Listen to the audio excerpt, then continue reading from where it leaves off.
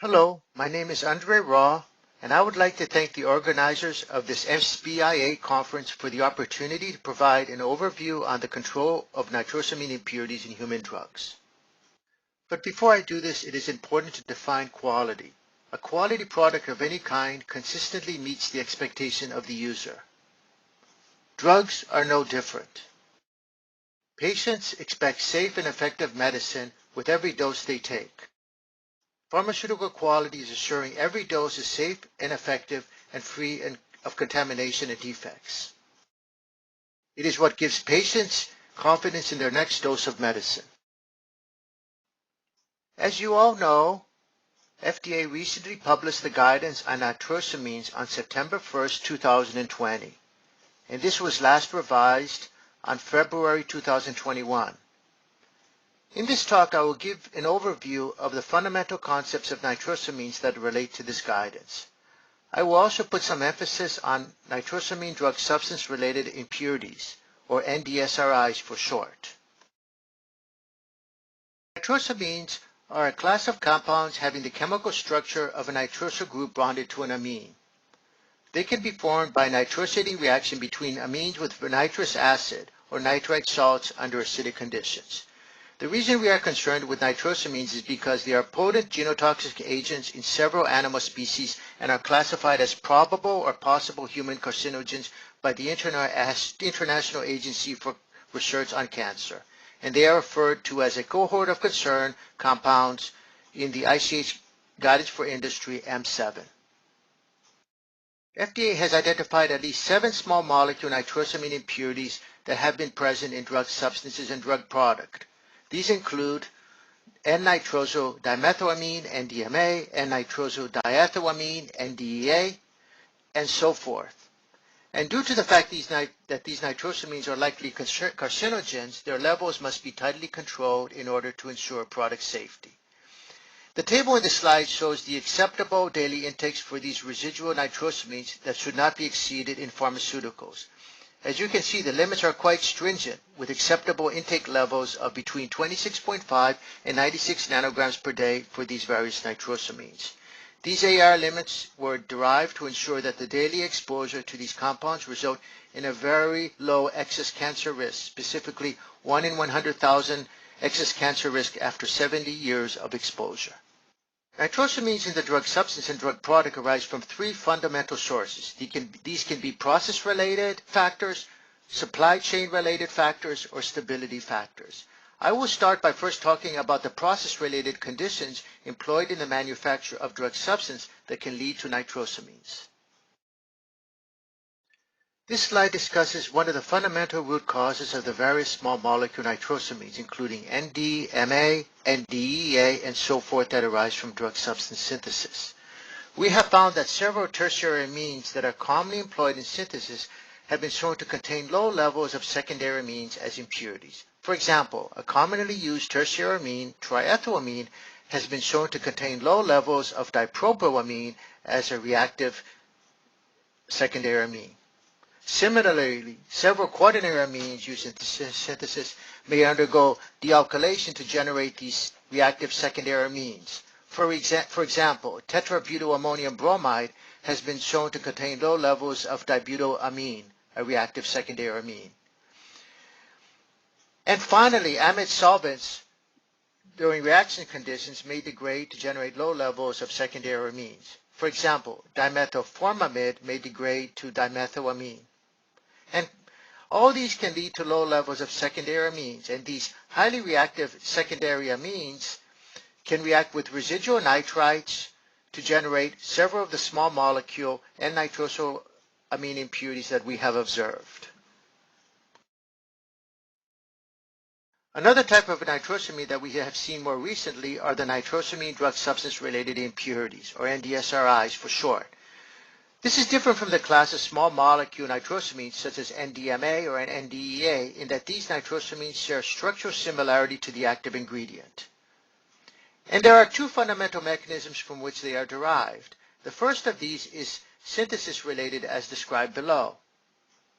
For example, during the synthesis of an API, a starting material or intermediate that contains a secondary amine functional group, when exposed to a nitrite source, may react to generate an undesired nitrosamine intermediate impurity along the synthetic pathway.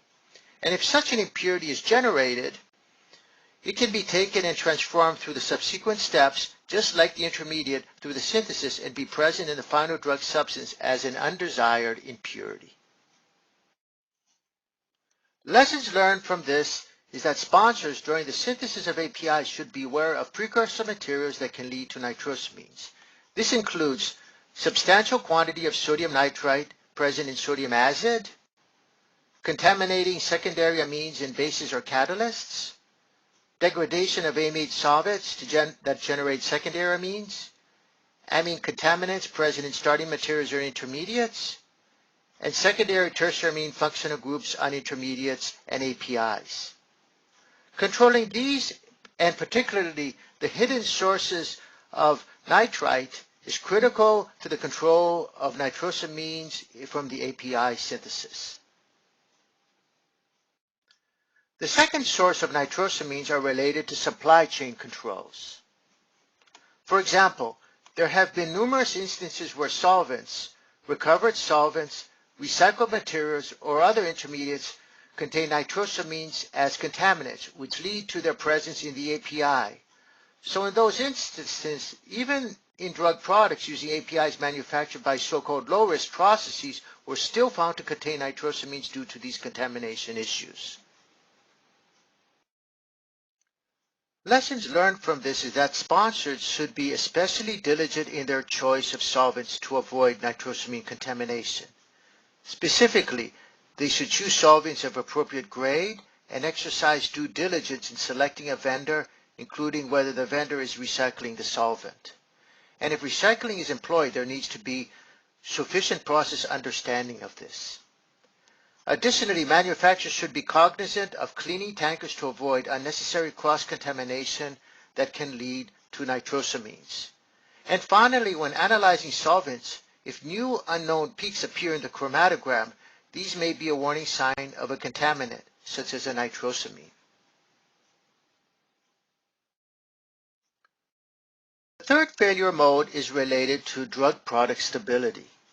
This may be to the inherent structural feature of the API that leads to the formation of NDMA, such as in ranitidine.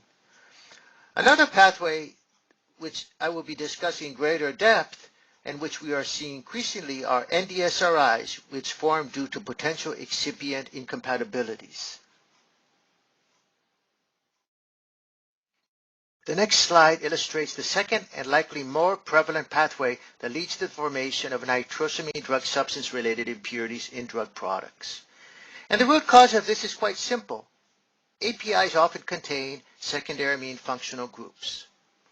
And these secondary amines can react with residual nitrites that are present in the drug product formulation and generate NDSRIs in the drug product, either during manufacture of the drug product and or on its shelf life.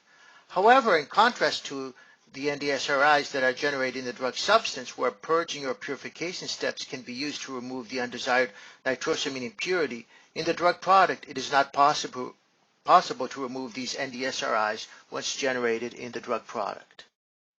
Here we show the potential source of this nitrite in the formulation and the potential for incompatibility from excipients that can contribute to the formation of NDSRIs in drug products.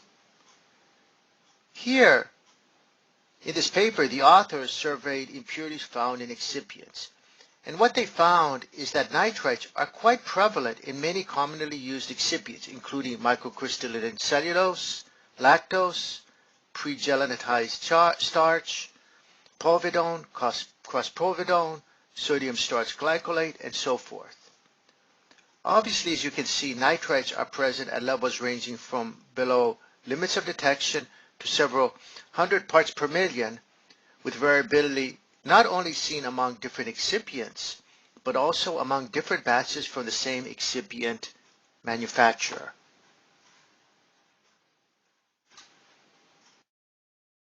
So what does this mean? Can these residual nitrites in excipient react with the API present in the drug product and generate nitrosamines?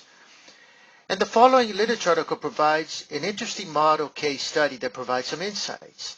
And in this instance, the investigator performed solid-state excipient compatibility studies with various carvedillo and propranolol excipient blends. And what was intriguing and somewhat unexpected from their studies was the observation of N-nitroso-carvedillo and N-nitroso-propranolol in those studies. And interesting, the root cause of this was due to the fact that the stability chamber used saturated sodium nitrite to maintain the relative humidity at 60%. And somewhat surprisingly, the nitrite in the aqueous chamber volatilized and diffused into the excipient blend. But the most important message here is that once in the excipient blend with the API, the nitrite reacted with both carvedillo and propranolol secondary amine functionalities in the solid state to generate the nitroso NDSRI impurities. This shows that in the solid state, NDSRIs can indeed form in drug products. This is not just a theoretical possibility. It is a risk that drug product manufacturers, both brand and generic, should address in their risk assessment. Thus, due to this likely failure mode, the FDA nitrosamine guidance alluded to the following. Nitrites are common nitrosating impurities that have been reported in many excipients at part per million levels. Nitrite impurities are found in a range of commonly used excipients, which may lead to nitrosamine impurities forming in drug products during the drug product manufacturing process or shelf-life storage period. So if there is a risk of an NDSRI and NDSRIs are detected in your drug product, what can drug product manufacturers do to mitigate this risk based upon input material control or product design? The next few slides discuss possible strategies that drug product manufacturers can employ. However, this is not an all-inclusive list.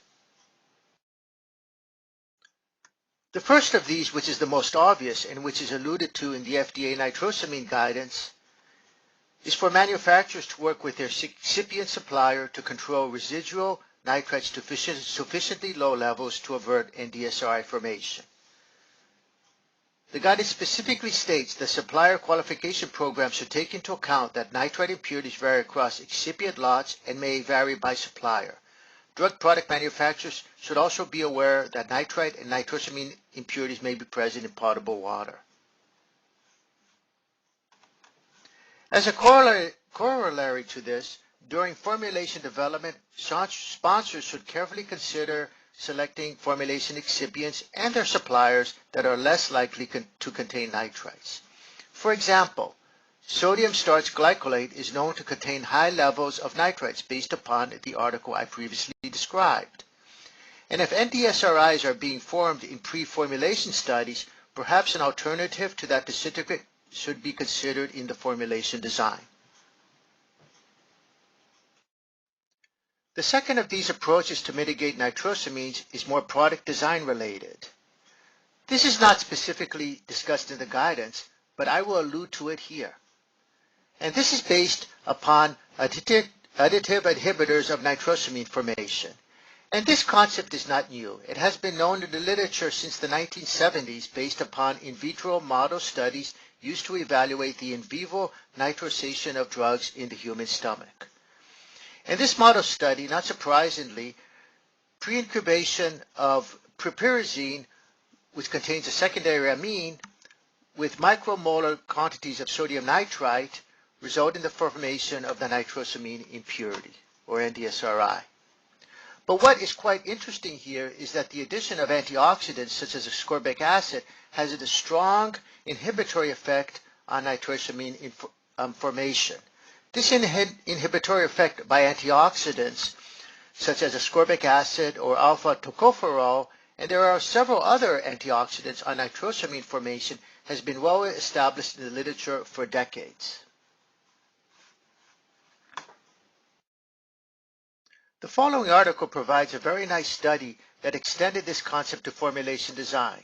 In these studies, authors evaluated a model compound, 4-phenylpiperidine hydrochloride, in various formulations to evaluate these possible inhibitors of NDSRIs. The study employed manufacturing tablets of 100 milligrams weight with commonly used excipients and 10% API load by stressing the product at 50 degrees Celsius at 75% humidity for 1 month. Again, not surprisingly, 4-phenylpiperidine, which contains the secondary amine, underwent nitration in those tablets to form the NDSRI.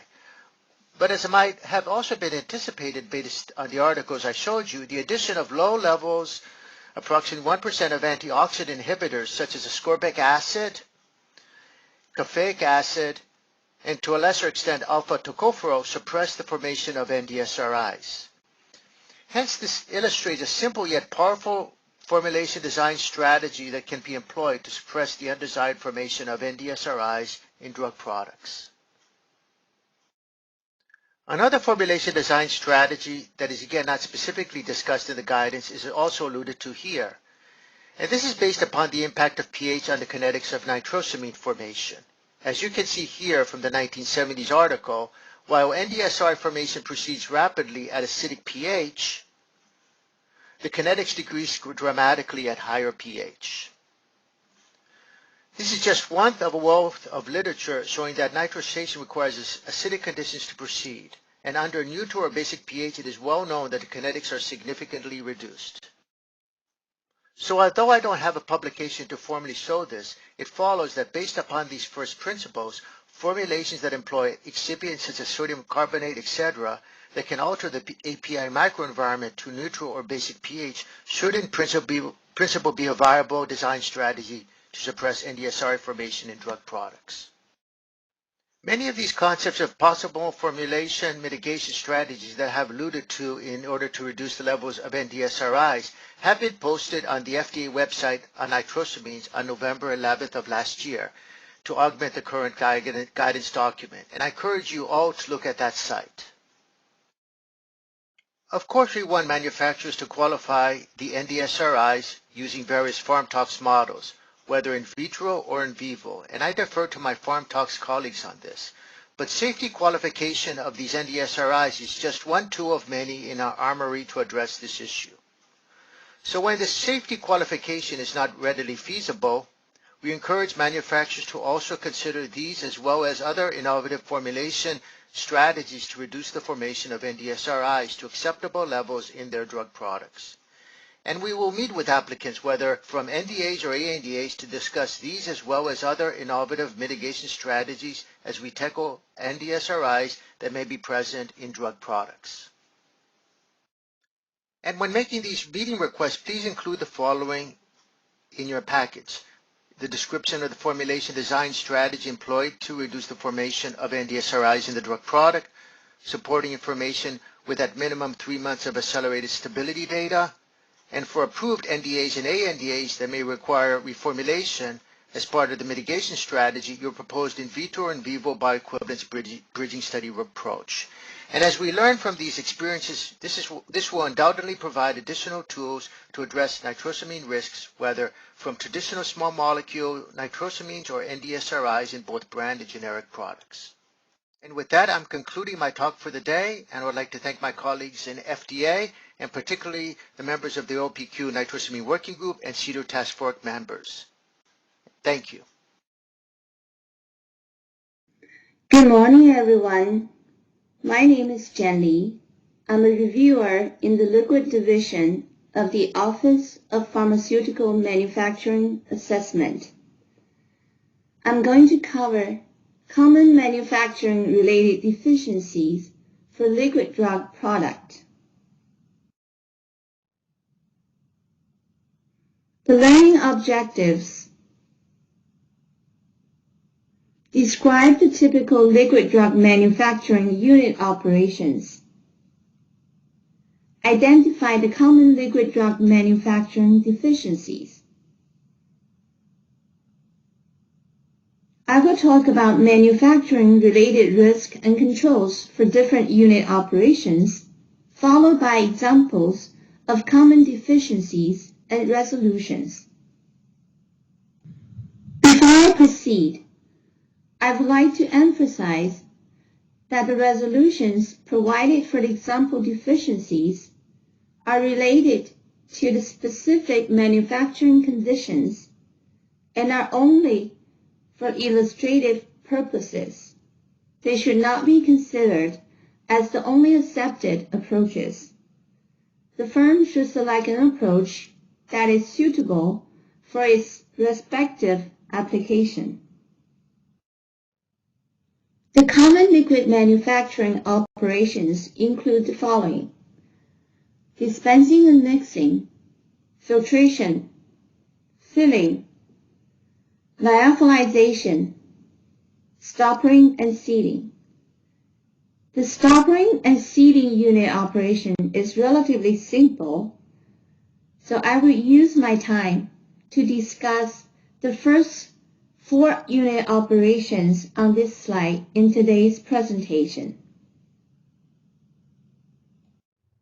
For dispensing and mixing, the physical-chemical characteristics of the API determines what type of environmental controls that should be in place. For example, if the API is light sensitive, then light protection should be used during dispensing and mixing. Dispensing accuracy. The amount of API should be adjusted by water content and residual solvents. Box stability. You need to make sure that the contact surface is compatible with the box, and the process time limits, box hold time limits, should be established based on box stability data. Bulk uniformity. For liquid product that is not a solution, bulk uniformity should be added as an additional in process control. Here are some examples of dispensing and mixing deficiencies. Example: according to your risk assessment, addition of API to low pH or high pH solution will cause degradation.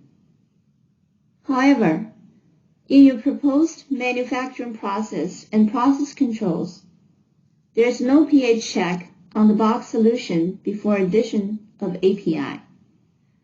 Provide additional in-process control test on pH before addition of API. Resolution. The applicant added pH check as an additional in-process control before addition of API. Another example. Your proposed total allowable storage time of the nanosuspension final bulk in the stainless steel vessel is 24 hours. However, this time limit does not appear to be supported by the compatibility study. Out-of-specification result on particle size distribution was observed on samples taken at 24-hour test point. Please explain the discrepancy and justify with data for the proposed hold time of 24 hours. Resolution.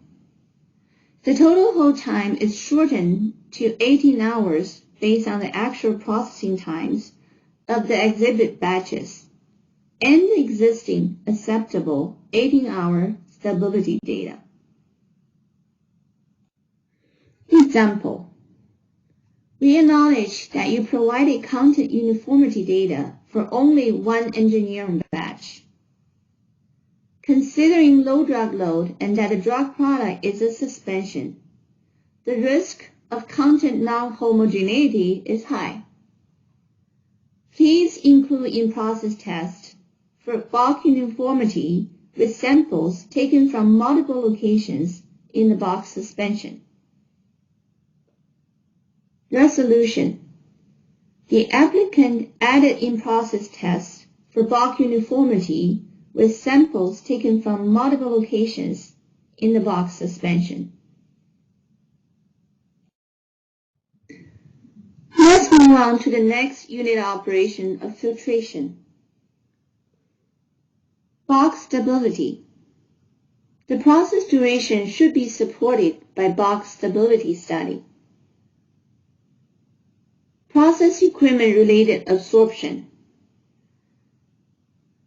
You should provide a study to show that there's no absorption of API and excipients, or you should propose adequate flushing.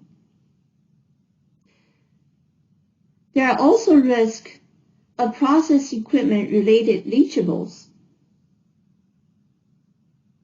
The process leachables have potential to affect safety and quality of the drug product. The risk of process leachables should be assessed based on drug product formulation and manufacturing conditions. You should also provide adequate mitigation strategies for any leachables that are above safety concern threshold. Filtration deficiencies. Example: you have provided a filter absorption study by incubating filter membrane with the drug product. This is inadequate.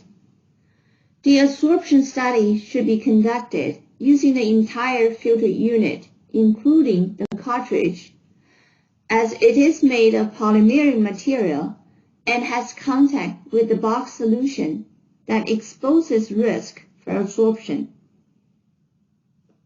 Resolution: the applicant repeated the absorption study using the entire filter unit. Another example: the drug product formulation contains a high level of solubilizer used to solubilize the API, which may increase the risk of leachable impurities from polymeric manufacturing equipment. Provide extractable studies on the individual equipment with appropriately selected model solvents and extractable study condition. Alternatively, a leachable study may be provided using the final drug product manufactured under the worst-case scenario to demonstrate that the risk is mitigated. Resolution: the applicant conducted the requested extractable studies. Filling unit operation. Risk controls include stability.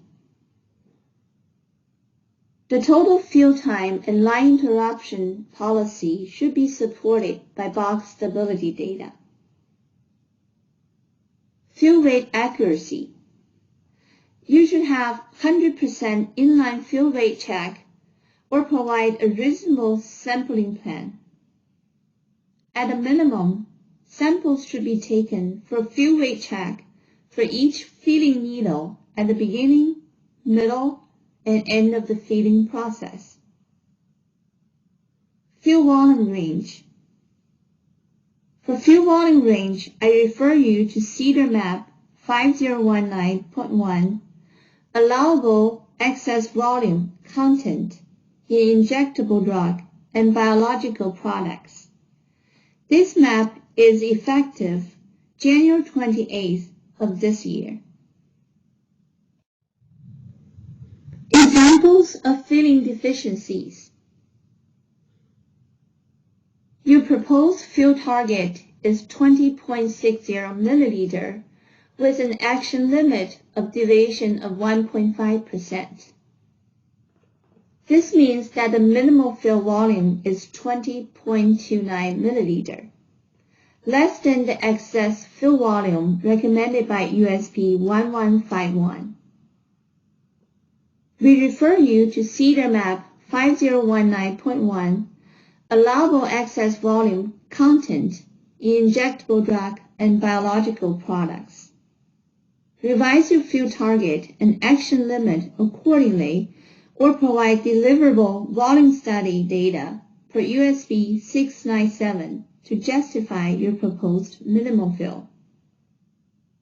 Resolution: the applicant provided deliverable volume study using samples filled with the minimal fill volume. The proposed minimum fill is supported. Another example: we cannot locate your interruptions restart policy of the filling line. Please specify what actions will be taken if interventions happen during the filling process and justify with data. Resolution. The applicant provided a description of the proposed restart policy, including time limits on pauses and flush volume upon restart. The proposed restart policy is supported with data.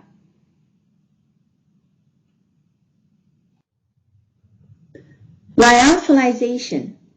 This is the last unit operation I will discuss in this presentation.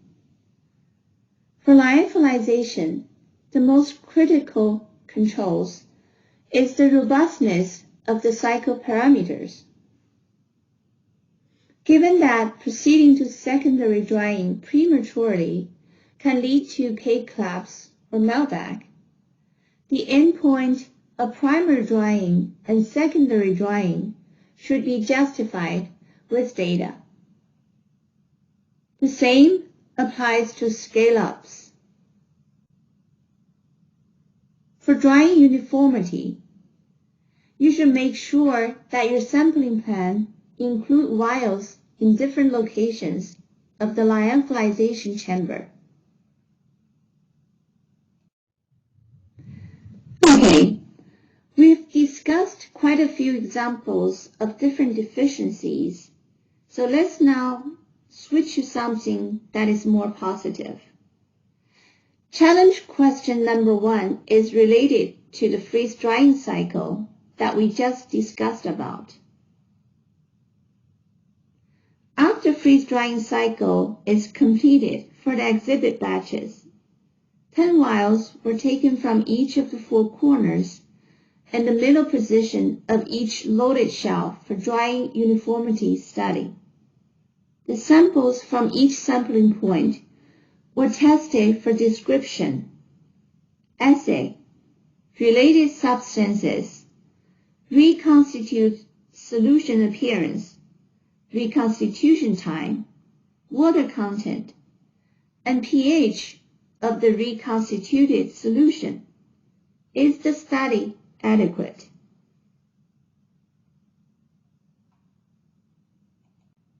The answer is yes. Challenge question number 2. The tubing extractable study data shows total non-volatile residues above the analytical evaluation threshold. Which of the following steps are considered appropriate towards mitigation of risk of potential tubing leachables in the final drug product? A.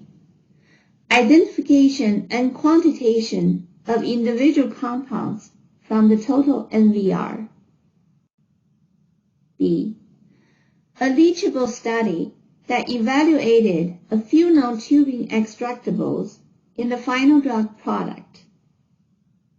C. A leachable study that evaluated identified compounds from the extractable studies in the final drug product. D. Both A and C. The correct answer is A. Identification and quantitation of individual compounds from the total NVR. Challenge question number 3. Which of the following statements is true regarding fill volume control? A. The minimum fill volume must not be less than the excess fill volume recommended by USP 1151. B. MAP 5019.1 describes the policies and procedures used by OPQ accessors to evaluate excess liquid or solid filled into vials for injectable drug products. C. The proposed fill volume should be sufficient to allow the withdrawal and administration of the net container content of the drug product. D. Both B and C. The correct answer is D. Both B and C.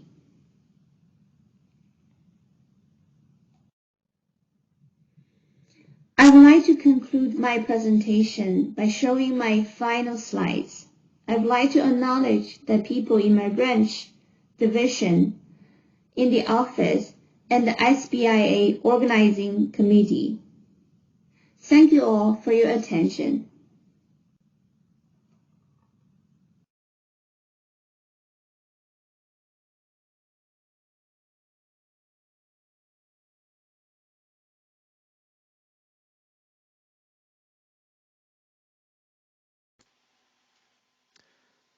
Thanks to both of our presenters for the great presentations. We'll now transition to our Q&A panel. If you haven't had a chance to enter your questions into the Q&A chat pod, please do so now. We'll answer as many questions as time allows. The first group of questions will be directed to Andre Raw. And here's the first question for Dr. Raw. Does the agency have any recommendations on setting limits for NDSRIs, since each drug nitrate adducts may not be as straightforward and simple as simple nitrosamine and drug products?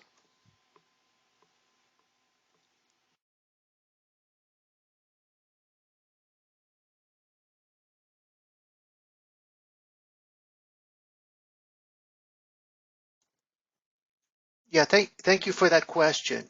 So in regard to NDSRIs, so the way that we're proposing is that the default limit for these NDSRIs, for which there's no data, is 26.5 nanograms per day, the exposure.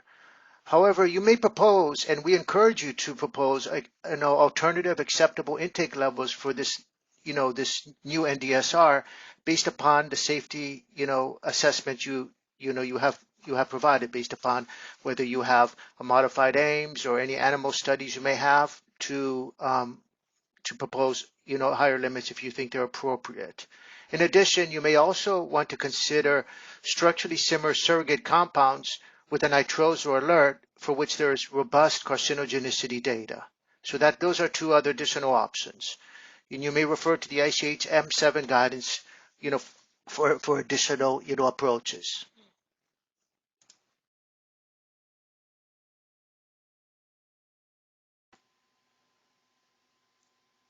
Thank you for responding to that question, Dr. Raw. We've got a few more questions that came in for you, and here's the next question. What would be the strategy if a secondary amine is present, but nitrate source is not present?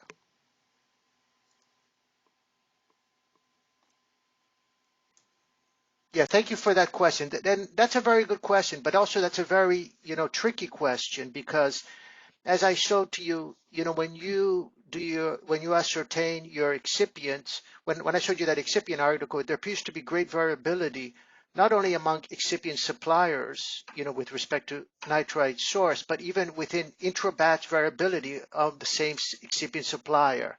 So if you want to make a claim that there's no nitrite present, it'll be very useful to provide a good body of data to show that excipient supplier and source is really devoid of nitrites, as you indicated.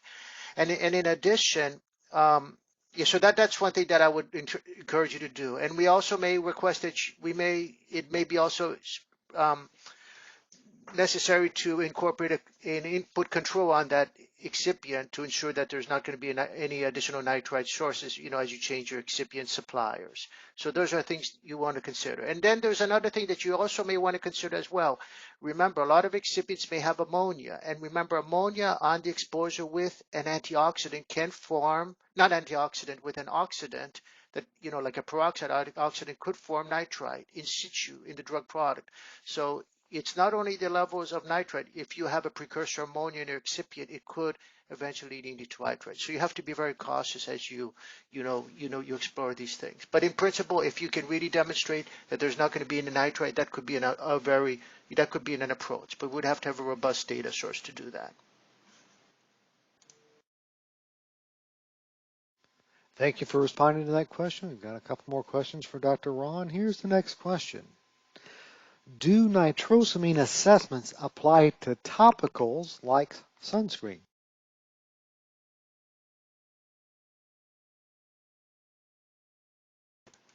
Yes. The nitrosamine, assessments apply to all drug products. So it's not only limited to solid oils. It's also, it does include topicals, but when we do that assessment, and I would defer to my PharmTalks colleagues on this, is that this would be based upon the exposure, profile of that impurity and the risk-benefit profile of that product when making that assessment. But so the short answer is applies to all products, regardless of dosage. Thank you for responding to that question. We got one more question this round for Dr. Ron. Here's the next question. If reformulation includes the addition of sodium carbonate as a buffering pH adjusting agent, is there a need for clinical or BE evaluation?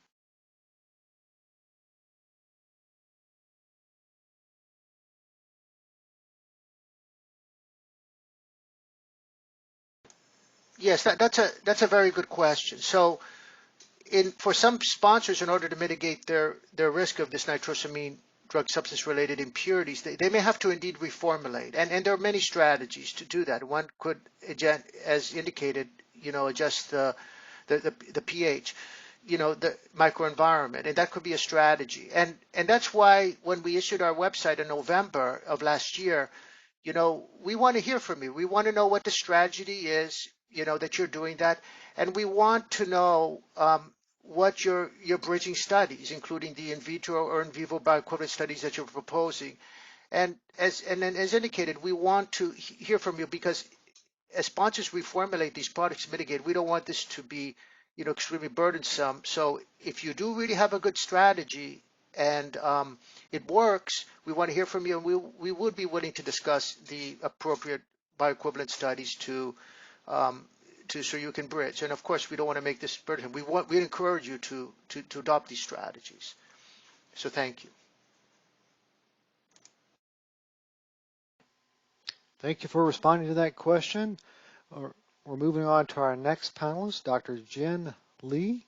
And here's the first question for Dr. Lee. Can you elaborate on the type of stability required on bulk to support filling duration?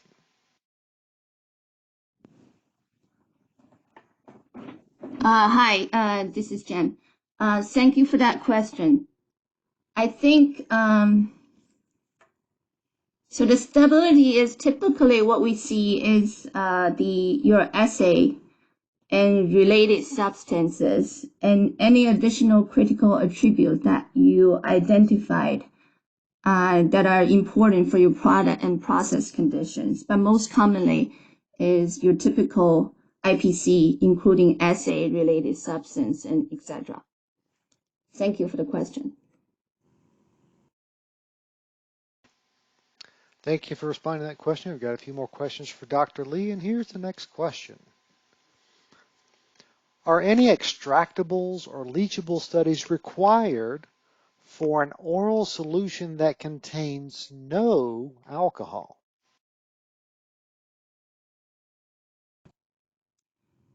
Again, thank you for the question.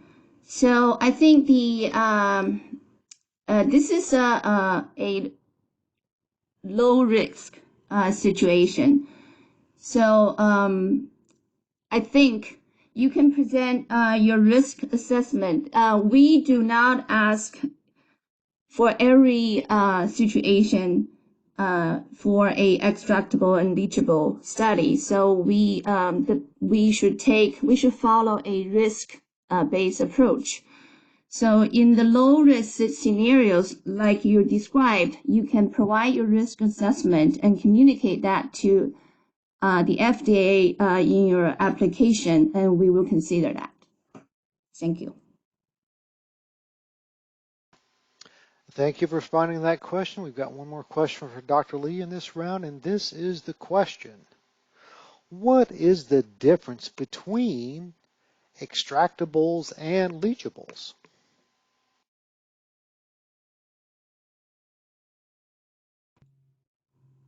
This is a good question. So extractables are chemical compound that are released from the equipment to your drug product under exaggerated study conditions. And leachables are chemical compound that are released from your equipment under a normal manufacturing conditions. And thank you for that question. Thank you for responding to those questions. Moving back to our other panelists, we have a few more questions that came in for Dr. Andre Raw. And here's the first question in this round for Dr. Raw. If I have an active ingredient with a secondary amine, should I consider this to be medium or high risk in my initial risk assessment?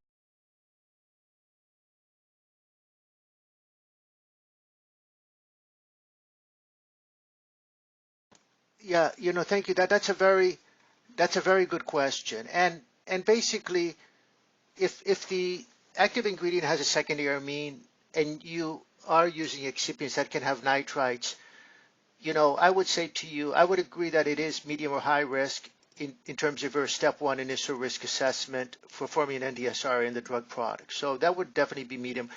But however, but then of course you would have to deserve further evaluation of the NDSR that is generated in the drug product. But please bear in mind that not all secondary amines are equally reactive. It depends on several factors, including whether it's an aliphatic versus aromatic amine. It also depends on the solid state form. So, although it may be, so it's really on a case-by-case basis. Some secondary amine drugs will be very reactive and will form NDSRIs. We do know that, but some will be relatively low reactive, will not be reactive. So as initial cut, I would probably rate it as medium or high, but then as you get more information, you may determine that it's low. But so thank you very much.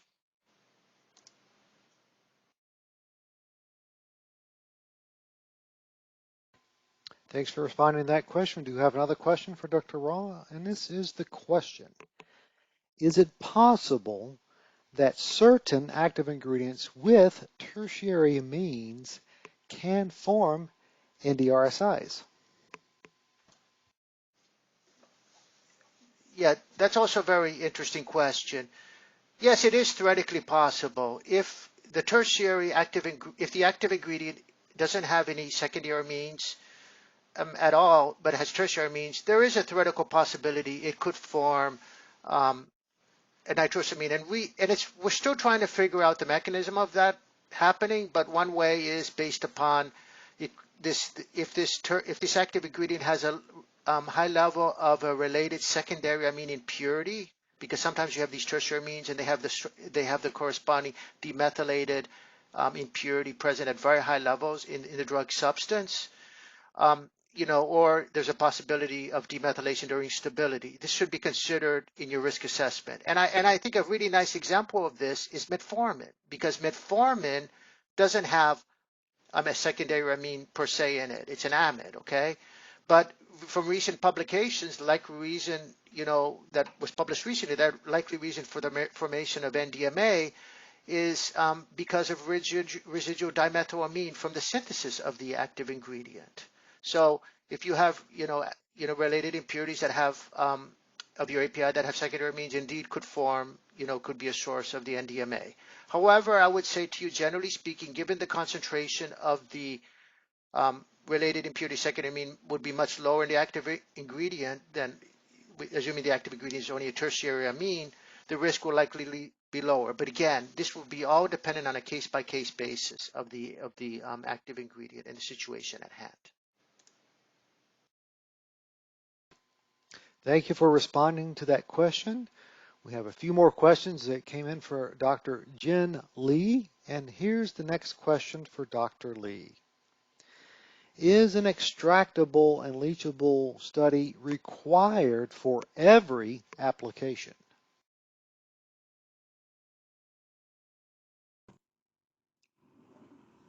Hi. The answer is no. I think we have a similar question asked by the audience. We should follow a risk-based approach. There are high-risk and low-risk scenarios. For the low-risk scenarios, you don't need to provide a extractable and leachable studies. And as we have already discussed in this presentation, the risk should be determined based on your formulation factors, your manufacturing conditions, and the contact time, and many factors. Really, you should take a look at your formulation and your manufacturing conditions and do a risk assessment and determine whether a leachable or extractable studies are necessary. Thank you.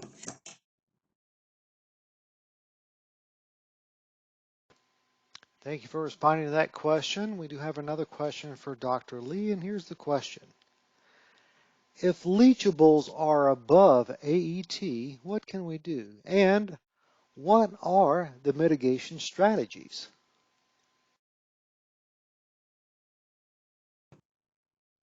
Again, this is the strategy is really depends. It's a case-by-case situation. So you should take into consideration about your specific formulation and the equipment used, the process time, and etc.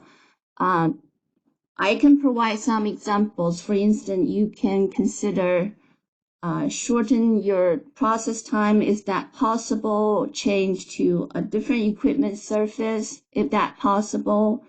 And also you can consider adequate flushing of the equipment. So there are many ways possible, and so you can design an approach that is suitable for your product. Thank you. Thank you for responding to that question. Looks like we have one more question for Dr. Lee, and here's the question. How do we find the right conditions for the extractable studies?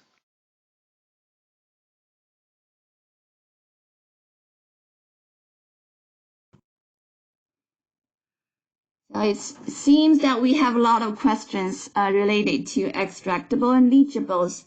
So in order for you to find the right condition for your extractable studies, you should first look at your formulation and to see, for example, if you use organic solvent, 30%, so your extractable model solvent should at least simulate or has or represent a worst case scenario.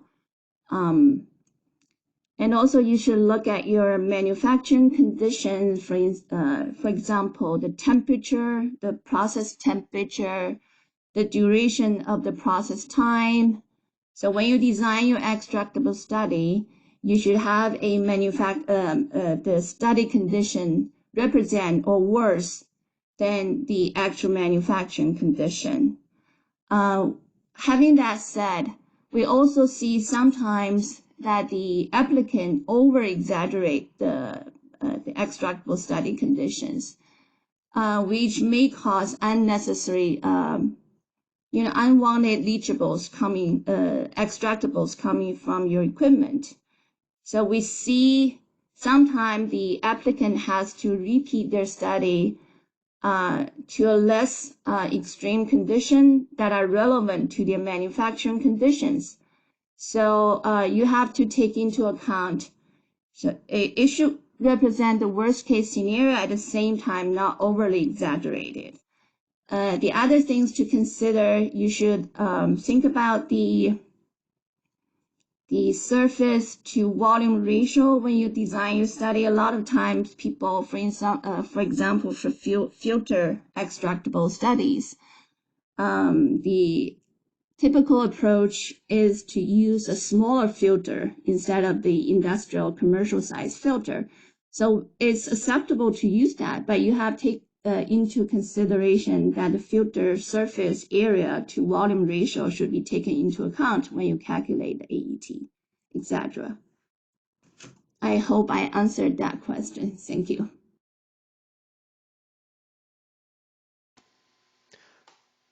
Thank you, Dr. Lee, for responding to that question. We're moving back to Dr. Andre Raw for the next few questions. And here's the first question. Since this area will have a broad impact on generics, is FDA doing research in this area? I believe they're referring to nitrosamines. Yes, that's a very good question. Yes, we understand, that this is a very impactful, and we are doing, research in this area. What I would say to you is that, as a matter of fact, we are going to have in our, I think it's next month in May. I don't remember exactly the date, but in the fiscal year 2022 Generic Drug Science and Research Initiative, we're going to have a research initiative workshop to discuss this topic and to inform the research needs in this area. So, this would be an opportunity for, to sponsor research in this area so that we as an industry can figure out, solutions to this issue.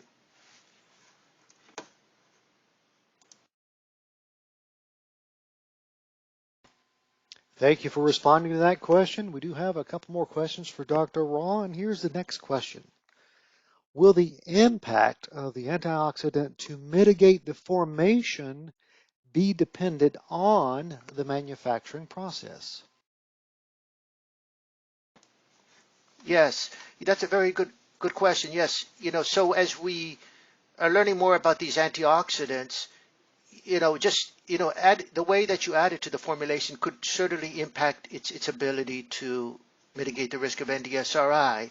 So, in principle, whether the antioxidant is molecularly dispersed or not in the formulation could have an impact upon its ability to work as an antioxidant. Ideally, molecularly dispersed would be better. So, and there's a risk if you don't molecularly disperse it. Think about it. Ascorbic acid is acidic. So if you don't molecularly disperse it, you could actually make the situation worse because you're creating an acidic environment, which we know creates a greater propensity for formation of NDSRI. So I would, as people think about this, they should definitely consider, the addition, the manufacturing processes of adding the antioxidant to the formulation in order to mitigate the risk. You just don't add it. And I would definitely consider that in your formulation development studies. And as I recall in the Merck paper that I cited, they did incorporate the antioxidant in a wet granulation process.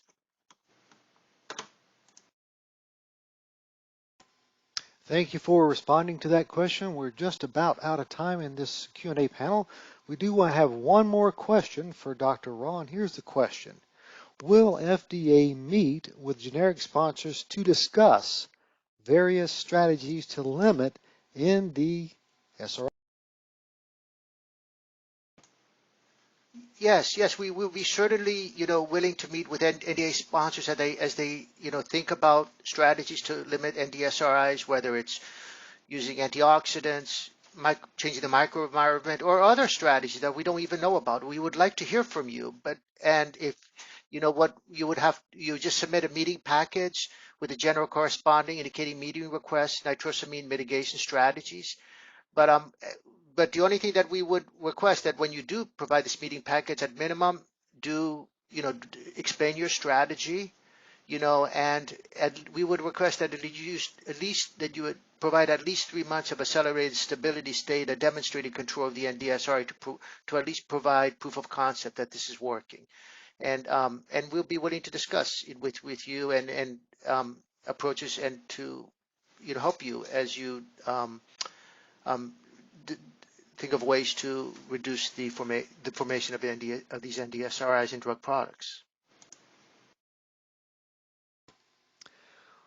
Well, that's all the time we have for our Q&A panel, and we want to thank both of our panelists for the excellent presentations and answering numerous questions that came in.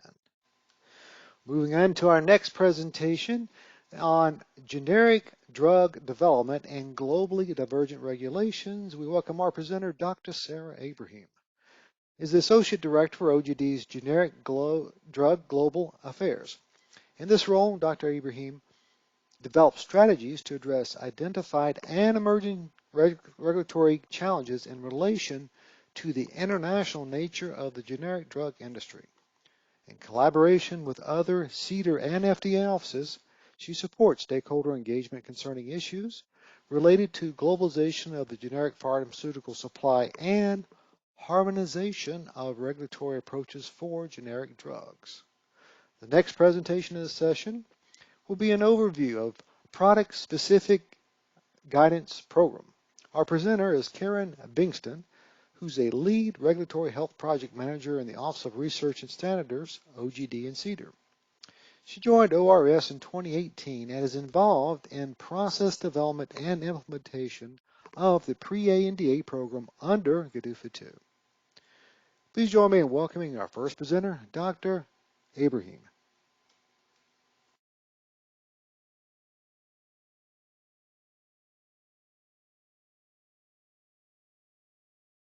Thank you for the kind introduction and for the audience in joining our Generic Drug Development and Globally Divergent Regulations session.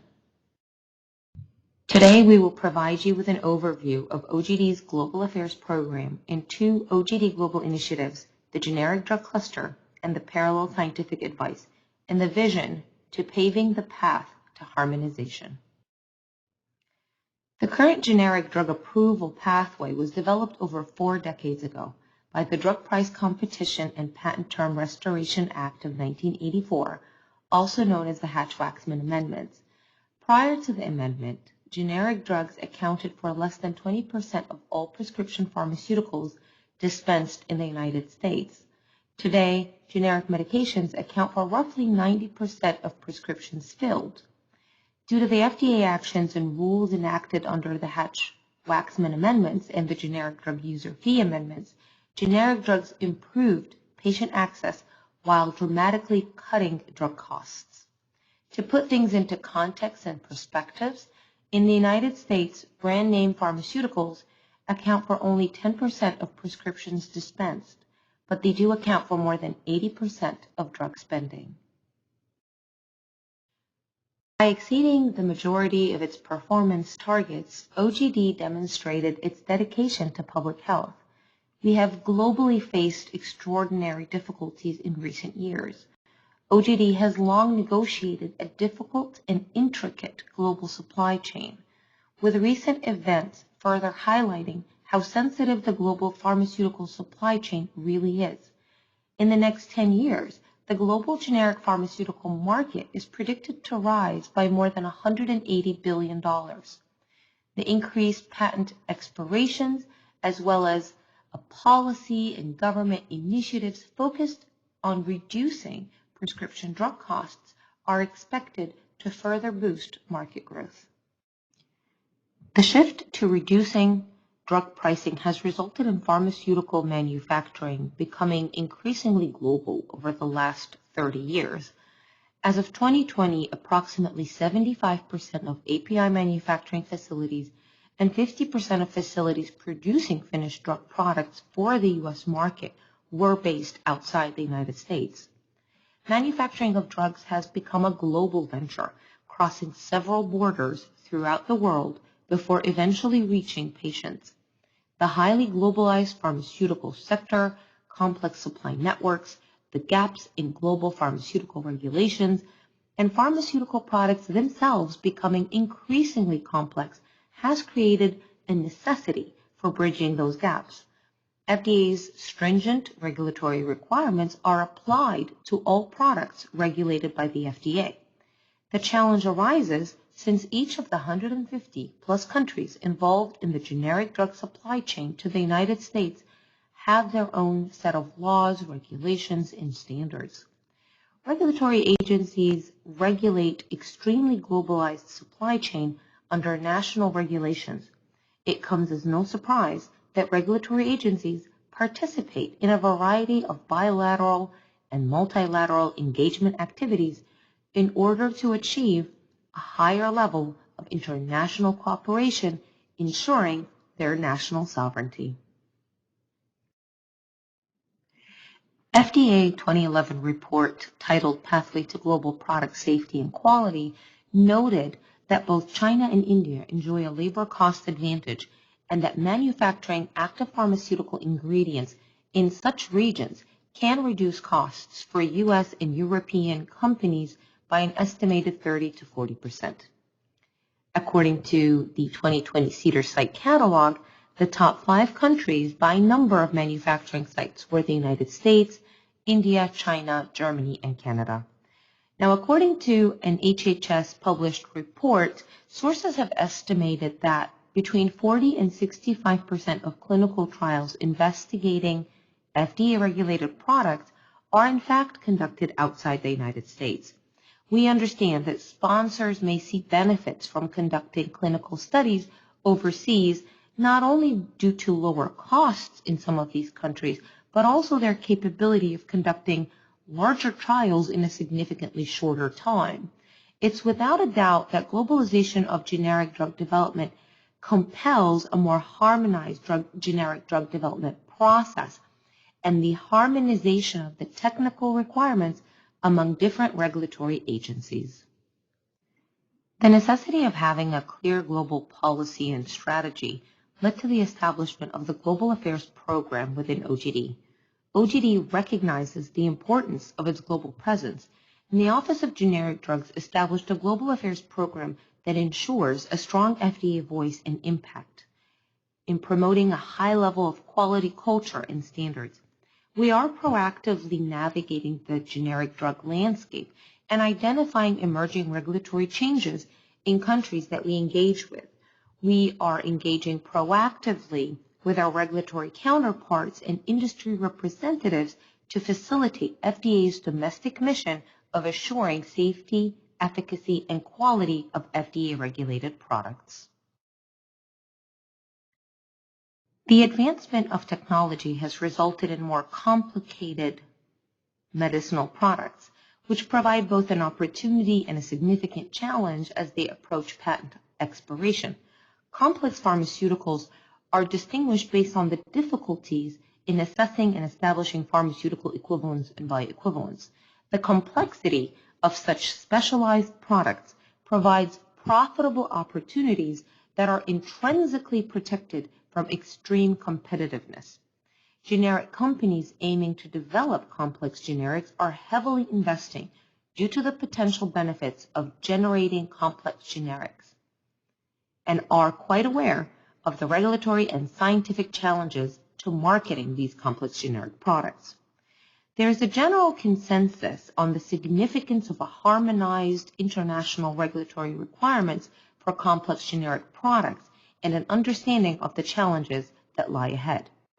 It is without a doubt that the globalization of generic drug development compels a more harmonized generic drug development process and the convergence of technical requirements among different regulatory agencies. Encouraging generic competition for complex products improves patient access simultaneously, lowering prescription costs. Complex generics still represent an underutilized savings for U.S. patients, with a significant number of important complex products that are off patent but lack generic drug competition. The number of complex products going off patents are increasing, and regulatory agencies are prioritizing efforts to encourage generic drug competition for complex generics. FDA and stakeholders recognize patient potential benefit. Significant cost savings to healthcare expenditure have made efforts and strides to support more complex generic products in the market. But we also realize the challenges and difficulties of developing complex generics that reduces the competition in comparison to non-complex generics. Overcoming the challenges of complex generic product development requires close partnerships between industry, academia, and regulatory authorities. Development of a robust regulatory framework that facilitates pathway to market access and patient protection, research and investment required to create that regulatory framework should address areas of need. These research advancements may help generic product applicants rely more on alternative methods, reducing unnecessary human subject exposure. Extensive scientific exchange of information enabling accelerated product development and streamlining the regulatory requirements, further clarifying divergent regulations with our global regulatory partners, and encouraging developers and manufacturers and providing the necessary channels of collaboration.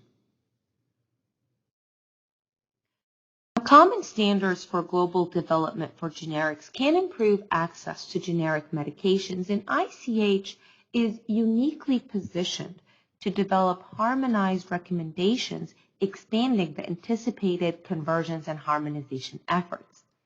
Global harmonization for generic drugs is definitely not new, and it really does date back to a 2001 WHO report.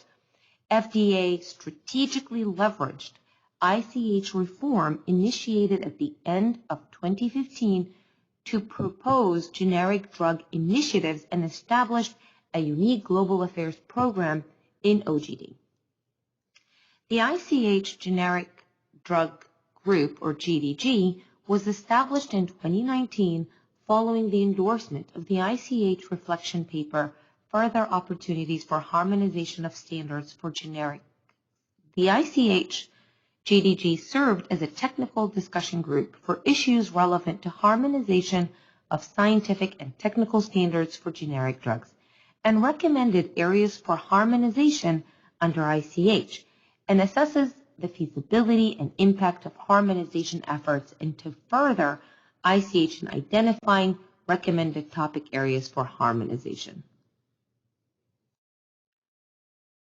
Some key proposals in the ICH reflection paper outlines a strategic approach for developing and enhancing ICH guidelines to support the harmonization of scientific and technical standards for generic drugs.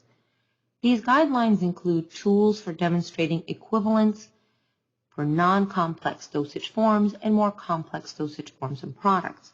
It proposes steps and recommendations for global harmonization of standards for generic drugs. The reflection paper I referenced in my previous slide recognizes that different regions have different regulatory frameworks. The reflection paper focused on harmonizing scientific standards for bioequivalence that can be used within the existing regulatory frameworks.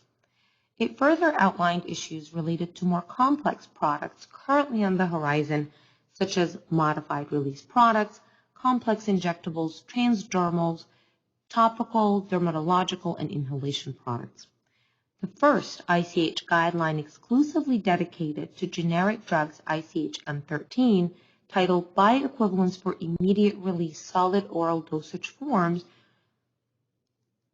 is expected to reach its final stages in 2022. The formal ICH procedure is a stepwise procedure consisting of 5 steps, requiring consensus building where the expert working groups work to prepare a consensus draft of the technical document based on the objectives, followed by the adoption of draft guideline by regulatory members, stages of regulatory consultation, discussion, and finalization. Then when the final document is adopted by the ICH regulatory members of the ICH Assembly, the harmonized guideline moves immediately to the final step of the process, that is the regulatory implementation. The pathway to global harmonization starts after regulations have been established and is a rigorous process that requires an assessment of regulatory differences, scientific and technical negotiations, and creating bridges across our already established regulatory requirements and expectations. OGD Global Affairs recognizes that prospective harmonization efforts, while regulations are being established, particularly for complex generics, strategically bridges our regulations.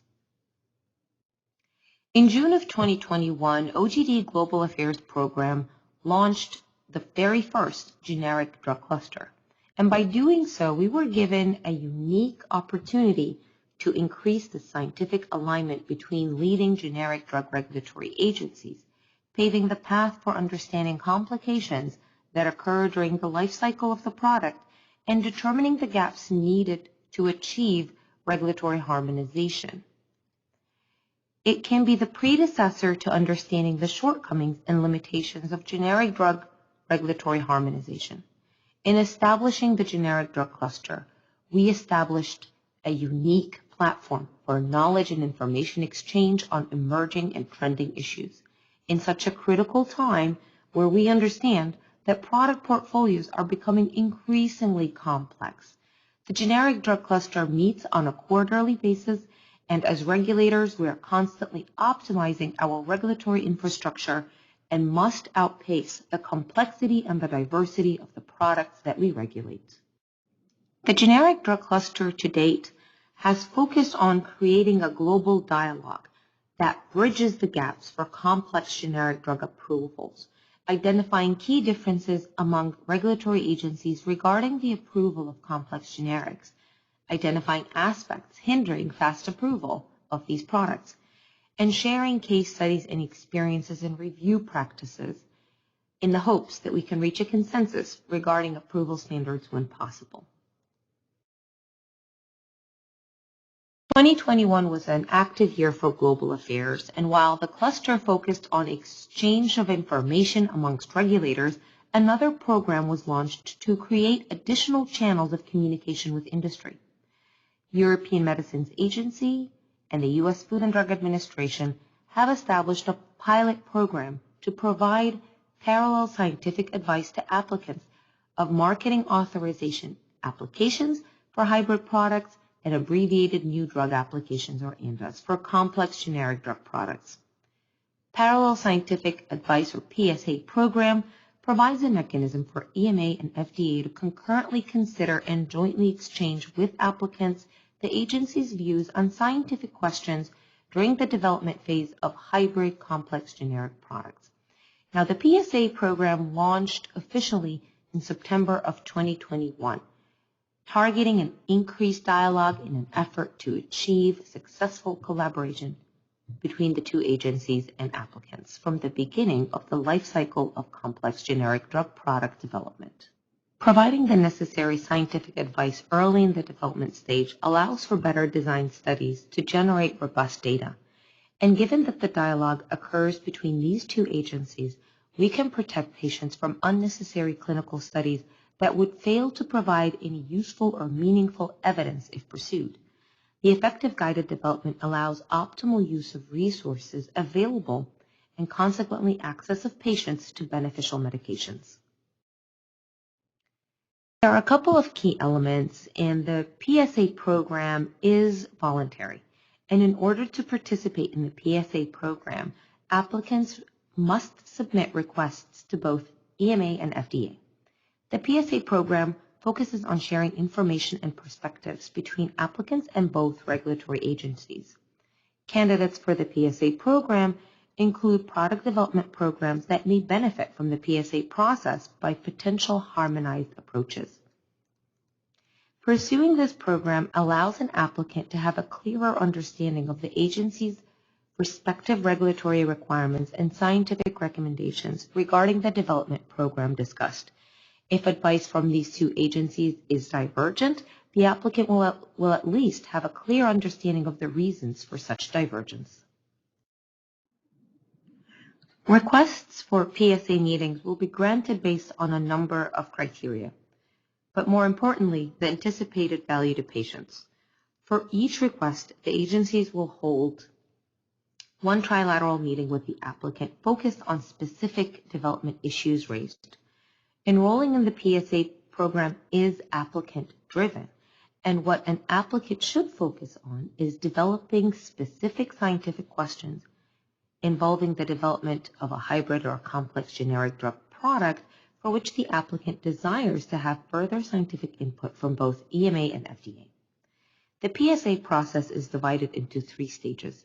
Stage 1 is the PSA meeting request, where applicants are encouraged to focus on and develop specific scientific questions involving the development of a hybrid or a complex generic drug product for which the applicant desires to have a further scientific input from both EMA and FDA.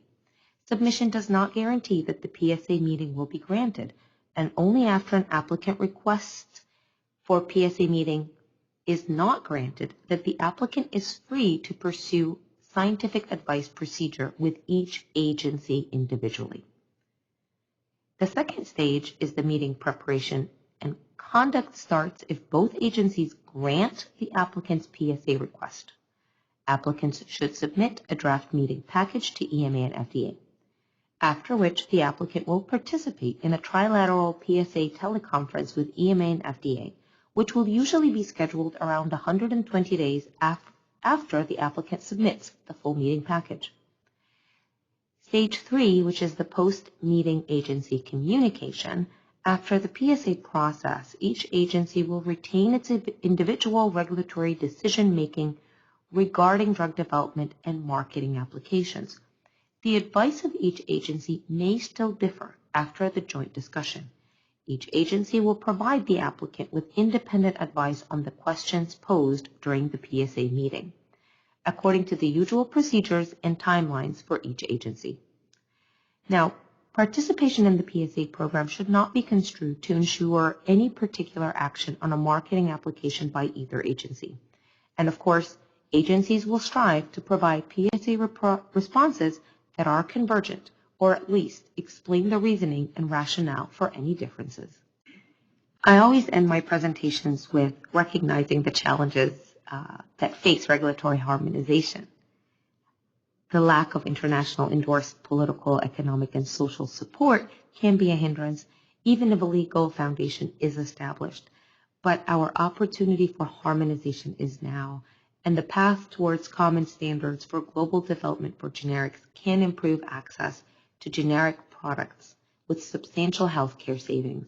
We do recognize that products with small markets may not be economically sustainable unless markets can be aggregated through such harmonization efforts, and the massive investment in development of complex generics can be supported and cost mitigated by entrance into multiple parallel markets. With that, I thank you. Thank you for the introduction, and hello. I'm Karen Bengtson, Lead Regulatory Health Project Manager in the Office of Research and Standards in the Office of Generic Drugs, and I will be presenting an overview of FDA's PSG program. The learning objectives for today's presentation are, first, to describe the general principles of product-specific guidances, or PSGs. Second, to discuss the process for how PSGs are prioritized for development, revised, and published. Third, to understand how PSGs and other pre-submission communications can help facilitate generic drug development. Lastly, to describe FDA's PSG webpage and the information available to you through that site. What is a PSG? PSGs reflect FDA's current thinking and expectations on how to develop generic drug products that are therapeutically equivalent to specific reference listed drugs. By knowing FDA's expectations for a specific product, prospective generic drug applicants have a better opportunity to efficiently allocate resources and streamline their generic drug development. PSGs contain recommendations on individual drug products by identifying the methodology and approaches for developing generic drugs and generating evidence recommended to support and approval. A PSG could also include key science and research output. Product-specific guidance is unique to the generic drug development program. PSGs are an integral part of FDA's ANDA program. As you can see in this diagram below, outcomes of GDUFA-funded research have helped to develop and improve our standards and guidances for generic drug development. PSGs, along with pre-ANDA meetings for complex products and control correspondences, have played a critical role in communicating to generic drug applicants before ANDA submission to facilitate generic drug development. PSGs also assist ANDA assessors to conduct ANDA reviews. How do you determine the best current bioequivalence approach for a product? To start, refer to the regulations governing BE, which are provided at 21 CFR Part 320. Also, you can refer to FDA's general guidances for industry, such as the bioequivalence studies with pharmacokinetic endpoints for drugs submitted under an ANDA. PSGs additionally provide product-specific recommendations for developing generic drugs and generating the evidence needed to support ANDA approval. One thing to note is that PSGs are only applicable to ANDAs, although other types of applications may use BE principles as laid out in PSGs. FDA began publishing PSGs in 2007. As of April 2022, almost 2,000 PSGs have been issued and are included in the PSG database on the FDA PSG website. Over the years, this database has been enhanced to include various search functions, and data can be easily exported in multiple formats. I will discuss more about the PSG website later in this presentation. GDUFA II introduced the pre-ANDA program with a specific focus to have an enhanced mechanism to assist industry through science and research, guidance development, pre-ANDA meetings for complex products, and control correspondences. A new commitment under GDUFA II is the timeline for issuance of PSGs. For at least 90% of new drug approvals for non-complex new chemical entities, or NCEs, approved on or after October 1, 2017, FDA will issue a PSG at least 2 years prior to the earliest lawful ANDA submission date. This allows guidance to be available to prospective ANDA applicants early during their drug development. For complex products, FDA strives to issue PSGs as soon as scientific recommendations are available. The GDUFA II commitment letter describes criteria that are used to define a product as complex, such as complex active ingredients, dosage forms, formulations, routes of delivery, drug-device combinations, or other complexities. These complex products are typically harder to develop and may require novel approaches for BE assessment. How do PSGs help generic drug development? First, timely PSGs help to enable access to generics.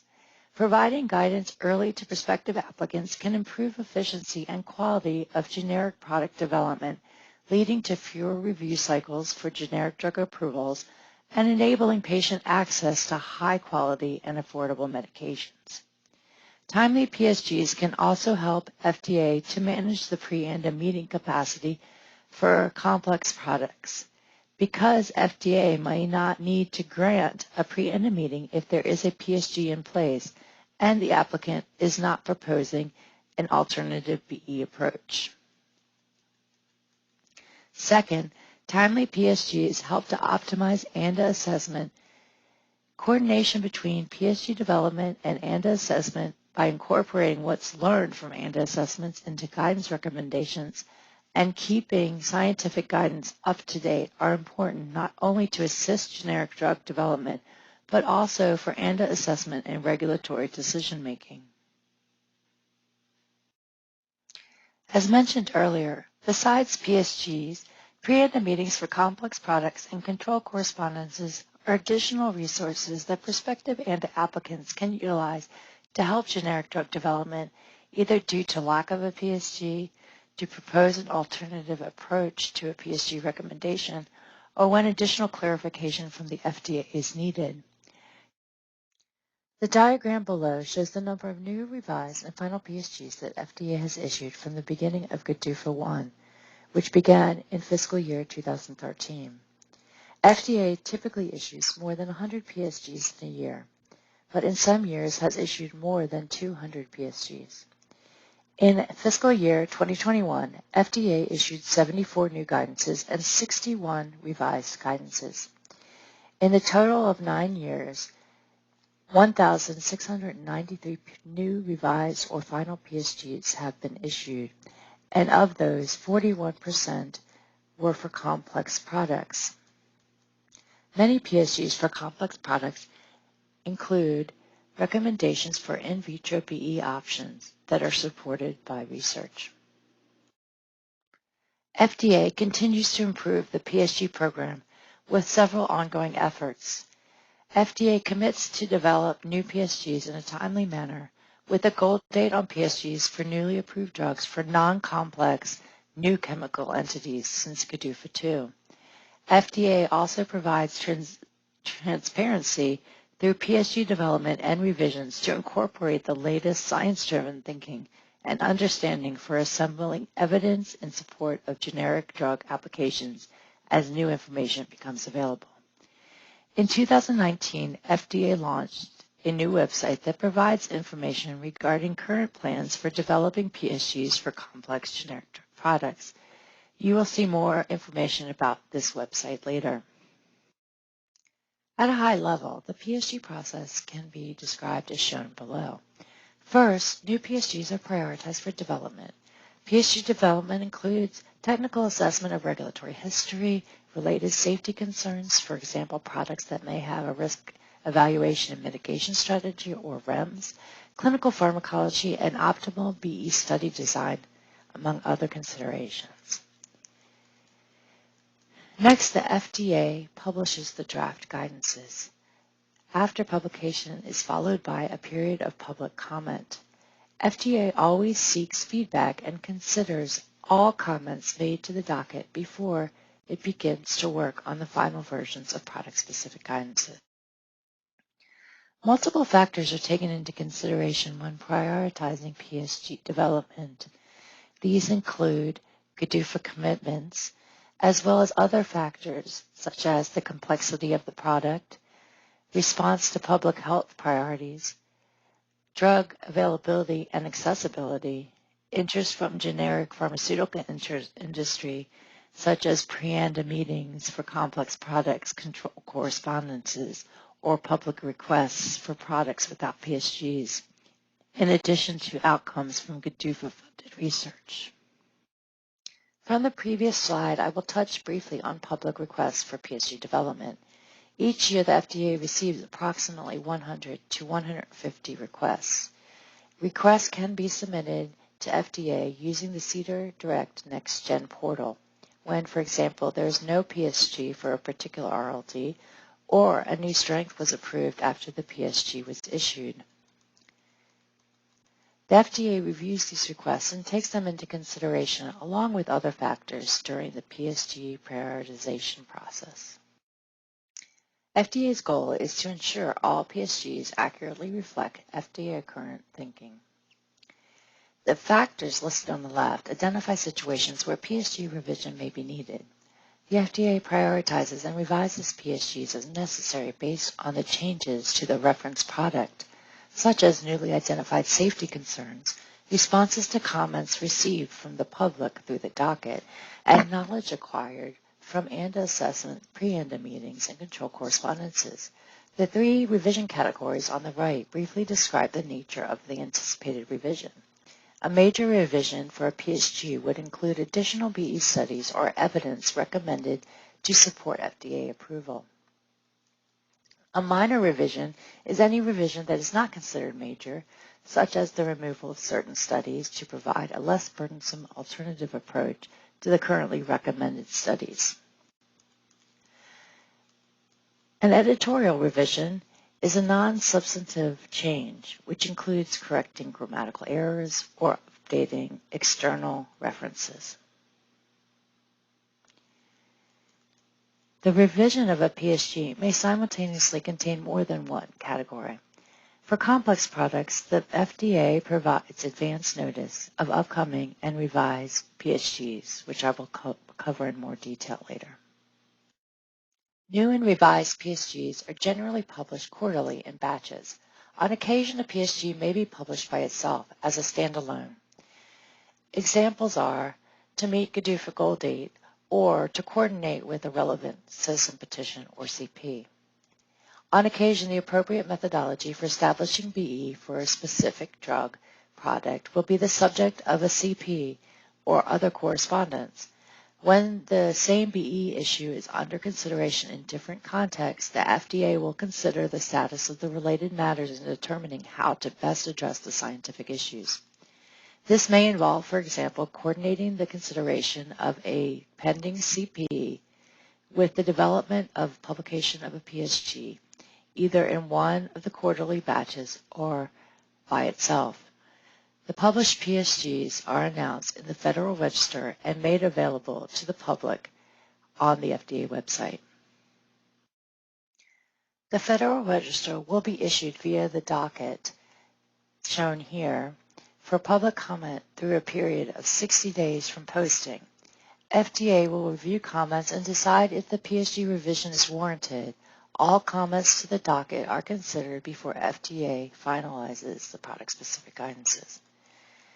There are instructions in the Federal Registry Notice as well as FDA's website for how you can submit comments to the docket. This is an example of FDA's PSG webpage. PSGs for specific products are arranged in alphabetical order by the active ingredient, and users can browse using the first letter of the active ingredient to locate the generic product of interest. Text searches can also be used to locate the PSGs by active ingredient or by the reference listed drug or reference standard application number. You must use at least 3 characters to use the text search. Users can also see the most recently added, new, and revised PSGs below the search box, as shown below. In order to locate a PSG, users can filter search results or sort by the columns. Users can easily export search results in either Excel, CSV, or PDF formats. Search results are now paginated, allowing for faster searching.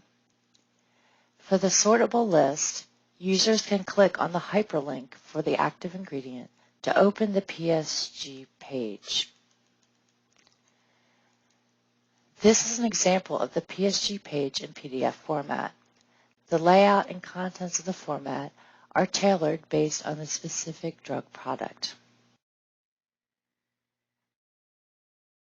On the PSG webpage, the second hyperlink here on the RLD-RS column will guide you to the Orange Book webpage. Keep in mind that the RLD and RS information for a specific PSG can only be found on the PSG webpage here and not on the PSG page itself. To successfully develop and manufacture a generic drug product, the proposed generic drug must show bioequivalence to the corresponding reference-listed drug or reference standard. RLD and RS information on the PSG page is used to identify the product related to a specific PSG, but should not be used as a substitution for the Orange Book. The Orange Book should be used to identify the correct basis of ANDA submission. ANDA applicants must identify the RLD appropriately and submit evidence showing their proposed generic drug is bioequivalent to the RLD. The current reference standard is the drug product selected by FDA that ANDA applicants must use in conducting in vivo bioequivalence studies. Note that the information is correct on the PSG page when the PSG is posted. However, the reference standard may change later, and ANDA applicants should use the Orange Book to verify. For example, it is usually the RLD, but may be different if the original RLD is no longer marketed. As mentioned previously, in April of 2019, FDA launched its new webpage titled Upcoming Product-Specific Guidances for Complex Generic Drug Product Development. This website describes the FDA's plan for issuing new and revised PSGs for complex products in the next 12 months. This website also enhances the transparency and further supports the development and approval of safe and effective complex generic drug products. It assists applicants in planning their development of complex generic drug products, which are typically more difficult to develop. This website is updated quarterly when a new PSG batch is posted. Detailed information can be found using the link below.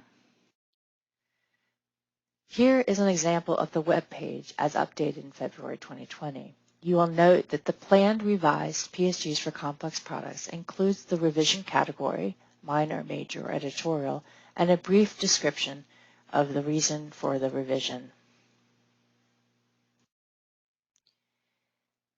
PSGs are occasionally withdrawn from the public webpage when the recommendation in a PSG is no longer reflecting FDA's current thinking. The withdrawal list can be accessed via the link and is shown here with the which was last updated in September 2021. For your convenience, links to applicable resources have been included on this slide. Challenge question number 1. If a prospective ANDA applicant is developing a generic version of a complex product and there is no PSG available, they can request feedback from the FDA on their proposed bioequivalence approach by A. Submitting control correspondence, B. Submitting a pre-ANDA product development meeting request, or C. Either A or B.